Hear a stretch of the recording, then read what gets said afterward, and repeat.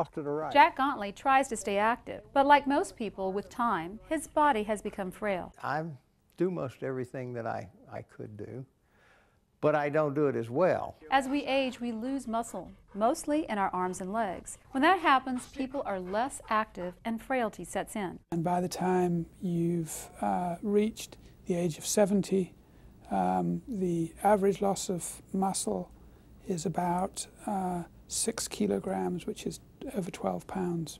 A new drug has been found to increase 20% of muscle mass. It's called MK677. The drug mimics and stimulates the body's natural growth hormone. The hormones help fuel muscle growth, which can help keep people more active into their later years. I think that it may be able to enable people to remain independent for longer. Jack noticed the benefits. But what I felt like was I did have an improvement in my strength. In the small study, no serious side effects were noticed, but long-term, larger-scale studies are still needed to confirm the drug's effectiveness before it can be submitted for approval.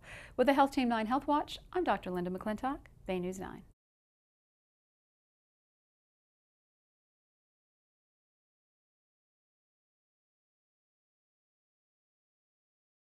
Lisa Lichon Pettenpole realized her memory wasn't quite what it used to be. Hitting your 40th birthday, that memory somehow goes out the door. She's actually right. After age 25, our brains start to shrink, and we lose chemicals called neurotransmitters that help with memory. Dr. Deborah Yerglin-Todd studied the effect of a supplement called cognizin citrulloline on memory. The scan on the left is the brain function after taking cognizin.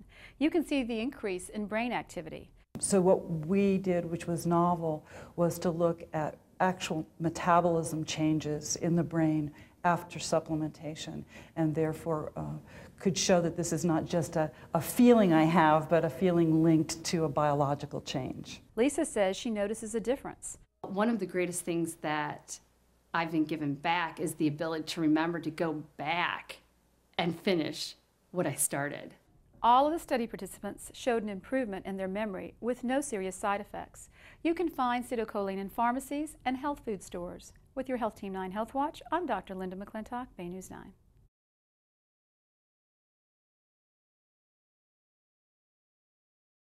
Some women will go to great lengths for longer, thicker, darker lashes. For some, it's cosmetic. For others, like breast cancer survivor Mary Johnson, it's personal. Until you have lost your eyelashes, you don't really realize how hard it is to put eye makeup on. Many conditions, medical conditions, actually produce lower amounts of eyelashes or hypotrichosis, such as genetic disorders, chronic medical conditions, as well as just age. A drug recently approved by the FDA could help.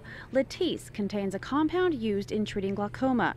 Health Team 9's Dr. Linda McClintock explains how doctors stumbled upon the additional benefit. While they were treating patients on Latisse, they noticed that there was a side effect, and that side effect was that it helped grow eyelashes. Doctors recommend using it on the upper eyelid every night. It's put on a nightly basis at the base, just like you would do an eyeliner, at the base of the upper eyelash. Changes can be noticed in about 4 weeks, with significant growth at 16 weeks. The length increases by 25%, the fullness and thickness of the lash by 106%, and even the pigmentation of the lash by 18%.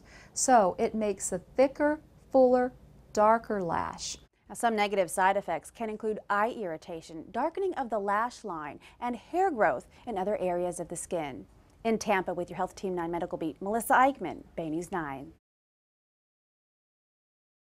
9 years old. Take a deep breath and blow. And already Maddie Zach is having her cholesterol tested for the second time. We are waiting for the results of your labs. For kids like Maddie, who have a family history of heart disease, pediatricians like Jennifer Shue recommend the test as young as age 2. The children who would be the most concerning are those who are already overweight or obese, or if they have a family history of early heart disease. Children with a high cholesterol should make some lifestyle changes, such as daily exercise and eating a healthy diet. As a last resort, a small percentage of children may need a cholesterol-lowering medication called a statin. Putting a child or even a teenager on a statin is a major step, because that individual may then require statin therapy for the rest of their life. A few statins are FDA approved for children. To help keep your child's cholesterol low, feed them lean meats and proteins, fruits, vegetables, and whole grains. Also, instead of giving them sweetened drinks, give them water. With your Health Team 9 Health Watch, I'm Dr. Linda McClintock, Bay News 9.